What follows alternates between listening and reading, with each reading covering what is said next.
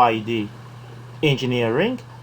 Alors aujourd'hui vous êtes avec Mr. Stone pour la 9e vidéo de ce 3e chapitre qu'on a consacré à la grammaire et à la conjugaison. Alors aujourd'hui nous serons en train de parler d'un concept un tout petit peu vague. Nous allons parler de speak well. Parle correctement, parle bien. Ici pour cette vidéo nous avons réuni un certain nombre de mots trop importants qu'on utilise très souvent lorsque nous sommes en train de parler anglais et qui s'avèrent être vraiment indispensables pour une très bonne communication. Alors, nous commençons avec le premier mot, there is, différent de there is ou de they are. Ici, c'est there is, qui signifie voilà. Alors, la différence déjà entre le premier mot et le 5e mot ici, c'est sur la prononciation. There is, qui signifie il y a. There are, qui signifie aussi il y a, différent de there is. Mettez très bien l'accent sur ça. There is signifie voilà. There is my dad. There is Mr. Jones. There is Mr. Jones. Différent de there is et there are. There is. There they are. Les voilà. There he is. Les voilà. Donc il y a une différence entre les voilà et le voilà. There he is, le voilà. There they are, les voilà. Voilà. Here is or here are, voici. Attention, quand vous voyez de mots, voilà, on dit he is, here is ou here are. Ça dépend en fait de ce qui suit après. Vous comprenez, ici on dit here are the two tickets. Two tickets, deux billets, ça fait le pluriel. Étant donné qu'on parle du pluriel, donc on ne va pas utiliser is, on va utiliser are. Here are the two tickets. Here is the only ticket I have. Voici le seul billet que j'ai. Mais quand on dit here are the two tickets, voici les deux billets. Where is the dictionary, Stone? Here is the dictionary. Where is the dictionary, Yvette? Here he is, Stone. Voilà. Here you are. Et généralement, ici, on utilise très rapidement here you are. T'es né en remettant un objet à quelqu'un. Généralement, bon, j'ai perdu mon portefeuille, j'ai perdu mon téléphone, j'ai perdu quelque chose et pour aller à la maison la retrouver. Mais où est-ce que j'ai mis mon portefeuille? Here you are. So you are giving the person back his stuff. Alors, nous venons maintenant sur le 5e mot, there is, ou there are, qui signifie il y a. Alors, lorsque nous avons beaucoup de choses, par exemple, qu'il y a, là on va dire there are persons, il y a les personnes. There is a person. Je crois que vous marquez la différence entre there is et there are. There are pour le pluriel, there is pour le singulier. Et on peut utiliser there are ou many cases are possible. Ok? So, some examples. There is a mom in the garden. Il y a une maman dans le jardin. There are children in the house. There are children in the house. Okay? How many signifie combien. So, how many people were there? Combien de personnes y avait-il? On peut utiliser aussi le présent du verbe to be, parce qu'on avait dit to be, was, were, ou been. Mais ici, c'est le passé. On peut dire, par exemple, how many people are there? Combien de personnes y a-t-il? Instead of saying, how many people were there? Ok? There has been, qui signifie il y a eu. Différent de il y a. Parce que quand on dit il y a, nous supposons probablement que les personnes y sont toujours, par exemple, quand je dis il y a de personnes dans ma maison, c'est que surely there are persons in my house. Mais quand je dis there has been, quand je dis there has been a lot of questions this year, il y a eu beaucoup de questions cette année. C'est que les questions se sont écoulées, on a posé des questions, on a fait les constats et après on dit there has been a lot of questions this year. There has been a lot of questions this year. There will be, en tout cas will c'est la marque du futur. À chaque fois qu'on voit will qui précède un verbe, will met ces verbes-là au futur. Donc, will be qui signifie serait au passé. Donc, par exemple, je serai, I will be, ok, je suis, I am. So, you know, when you put will, c'est la marque du futur. There will be qui signifie il y aura, comme je l'ai dit au futur. Mais attention, ici on pouvait dire there is ou there is not. Par exemple, quand on dit there is not, ça signifie il n'y a pas. There is, il y a, there is not, il n'y a pas. Mais ici, there will be qui signifie il y aura. There will be no time to waste. Il n'y aura pas de temps à perdre parce qu'il y a no. There will be no time to waste. That means there will not be time to waste, of course. Alors, they used to be. Attention, ça c'est une expression qu'on utilise très souvent. Autrefois, il y avait. On utilise très souvent ceci en anglais. They used to be a mill here. Il y avait autrefois ou autrefois il y avait un moulin ici. Mill, moulin. Here, ici.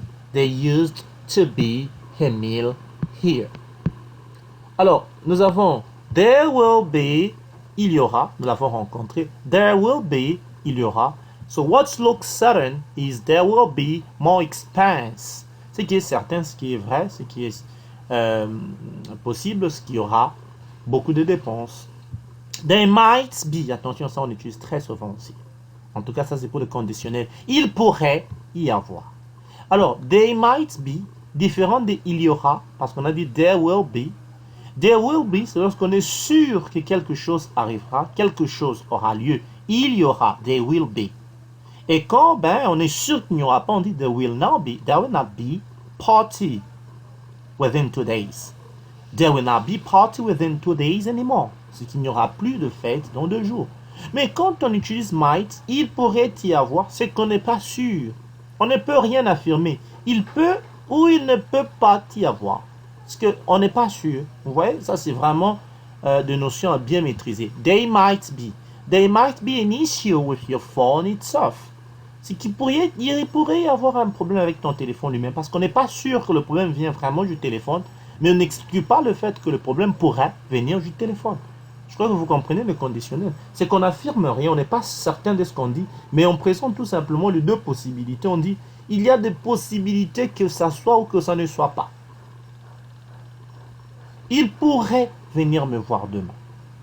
He might come to see me tomorrow. Ce qui veut dire, je ne suis pas sûr qu'il sera là, mais il y a des probabilités qu'il y soit. Mais quand je dis, he will come to see me, c'est que je suis sûr, il viendra me voir.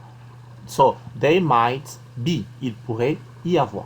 So, there might be an issue with your phone itself. There ought to be, il devrait y avoir. En tout cas, ça c'est très important. Il devrait y avoir.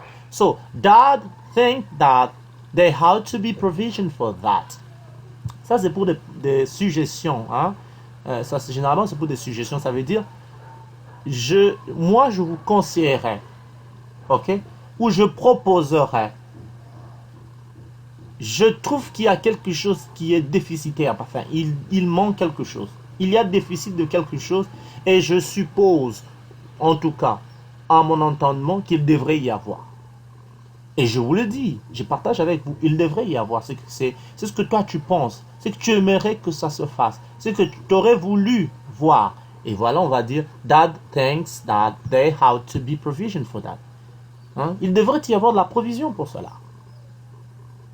So, vous avez été cambriolé plusieurs fois, et moi je pense qu'il devrait y avoir de garde devant chez vous. Ok? So, there seems to be. Il semble qu'il y avait.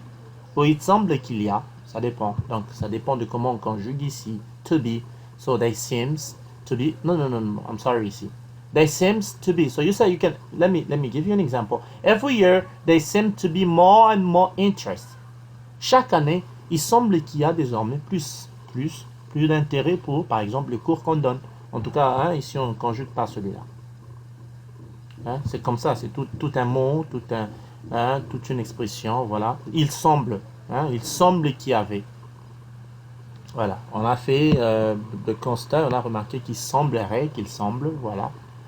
There bound to be, en tout cas ça c'est une affirmation, ce qu'il y aura inévitablement. Il y aura inévitablement. There bound to be. I think there are bound to be issues with some individuals' contrasts. So they're bound to be. I'm quite sure that there are bound to be issues with some employees, or some people's contrast. So, there's going to be, so, si ça signifie il va y avoir. Ça ici, c'est quelque chose qui ressort une dimension d'affirmation. C'est qu'il va y avoir une fête. C'est que je sais que dans le jour qui vient, 3 jours, une semaine, un mois, je ne sais pas combien de temps, mais dans le futur, il va y avoir. There's going to be a party this afternoon. Il y aura une fête cet après-midi. There's going to be. Ça, on utilise très souvent. There's going to be a party. There's going to be a meeting. There's going to be a school re-entry on Monday, next week. So there's going to be a this and that qu'on utilise très souvent en anglais. Alors, vous trouverez très souvent ces mots égaux, généralement à la fin de la phrase, qui signifie il y a de cela. Par exemple, il y a de cela 2 ans. Je veux dire 2 years ago. Il y a de cela 5 ans. 5 years ago. I was there 5 years ago. J'y étais il y a de cela 5 ans. Ok? Et en tout cas, ça on l'utilise très souvent, qui signifie il y a de cela. Très souvent on l'utilise en anglais. 5 years ago, 2 years ago, 1 week ago, you know. Even 2 days ago, you know. Yeah, possible. 5 years to respond to an apology. Nous avons vu comment est-ce qu'on peut dire pardon, comment est-ce qu'on peut demander pardon en cas de forfait, de tort qu'on a commis à une personne. Mais ici, on va voir comment répondre. On te dit, I am sorry that I was so rude yesterday. Vous vous rappelez de cela? Oops, I'm sorry. Forgive me for, you know, this and that. Alors, pour toutes ces manières de dire je m'excuse, les possibilités de réponse, il y en a 5. That's okay. C'est une manière de répondre. That's okay, it's okay. It happens, ça arrive. No problem, that's okay. It happens. Tu peux combiner les 3 ou prendre juste 2 ou une possibilité. Ça, tu peux dire that's okay or that's okay, it happens, no problem. Don't worry about it. Don't worry about it. Et la dernière possibilité, c'est I forgive you, especially when you were seriously hurted by someone. For a serious problem or for serious problems, you were dramatically affected by something or by someone. So the person comes to you to apologize, to give you his apologies. I am sorry. So you say, I forgive you. Don't worry, it's okay, it happens. Okay? So 10 phrases for introductions. Alors, lorsque nous devons nous présenter, par exemple, ou nous arrivons quelque part, on doit présenter quelqu'un, il y a deux façons de le faire. Alors on dit, I just wanted to introduce myself. I just wanted to introduce myself. I am, je continue.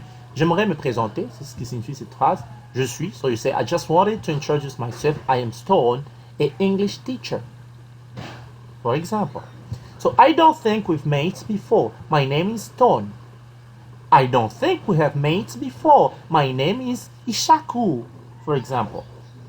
This is Yvette, coming from London. I would like you to meet maybe Gloria.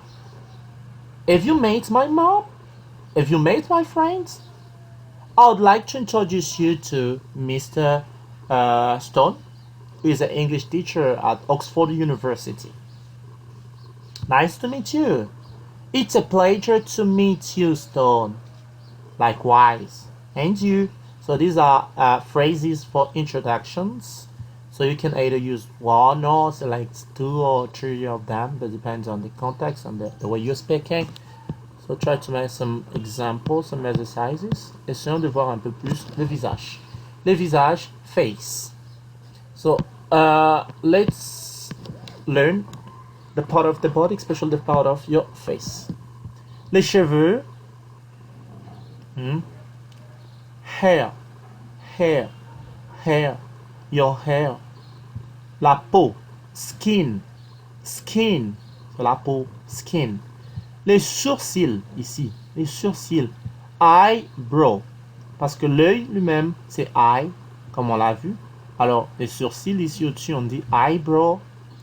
Les cils, juste au-dessus de l'œil ici, eyelash. L'oreille, here, différent de hair. Très souvent, les gens confondent hair et here. Here, c'est l'oreille. Le 2, ça fait ears, les oreilles. Hair, les cheveux. L'œil, eye, comme c'est écrit ici, E-Y-E. Et quand on met S à la fin, ça fait eyes, les yeux. Les nez, nose. Les narines, nostril, nostril. Le grain de beauté, molle, molle. La lèvre, lip, les lèvres, lips. Le menton, chin, chin, chin. La mâchoire, jaw, jaw. La bouche, mouth, mouth, mouth. La bouche. La narine, nostril, les narines, nostrils. La joue, cheek, le joue, cheeks, les deux. L'œil, eye, comme je le disais. Les yeux, eyes. La tempe, temple, temple. Le front, forehead, forehead. Le front. Voilà. C'est ce qui concerne les visages et les différentes parties qu'on peut y trouver. Et voilà, continuons. Ici, nous avons les gens, people, ça signifie en anglais les gens, people, les gens. Et ça peut aussi signifier célébrité. Hein. Alors, la ride, wrinkle, wrinkle, la ride, wrinkle. La tache de rousseur, les petits points que généralement le blanc ont, freckle, freckle, they call it freckle, freckle, different from wrinkle. La ride, la tache de rousseur, freckle. Le pore, donc le pore généralement les petits trous qu'on a sous la peau, pore. La fossette, dimple, les fossettes, dimples. La main, hands, hands, hands. Et on peut voir les différents doigts parce que le doigt en anglais c'est finger, hein, un seul doigt finger, les doigts fingers. Et l'auriculaire, little finger. Little ça signifie petit, hein, donc le petit doigt, little finger. A little finger. L'annulaire c'est le doigt où on met l'alliance pour les mariages, donc on dit ring finger parce que ring lui-même qui signifie anneau ou bague, donc ring finger. Middle finger, le middle finger c'est le plus long, donc les majeurs les plus longs, il est au milieu, c'est pour ça qu'on dit middle, milieu, middle finger. Index finger, l'index, index finger, et la paume ici c'est palm. Ok. Nous avons le pouce, thumb, thumb, thumb, le pouce. Nous avons l'ongle, nail, les ongles nails, l'ongle nail et les ongles nails. La cuticule, cuticle, cuticle ou cuticle, ça dépend. Le nœud de l'auriculaire, knuckle, knuckle, et le poignet, fist, les poignets, fist. Alors, les amis, merci beaucoup de nous avoir suivis. Nous, c'est SYD Engineering. Aujourd'hui, nous avons parlé juste de certains mots, de certains concepts importants pour nous permettre de mieux nous exprimer en anglais. Merci beaucoup de nous avoir suivis. Bye bye.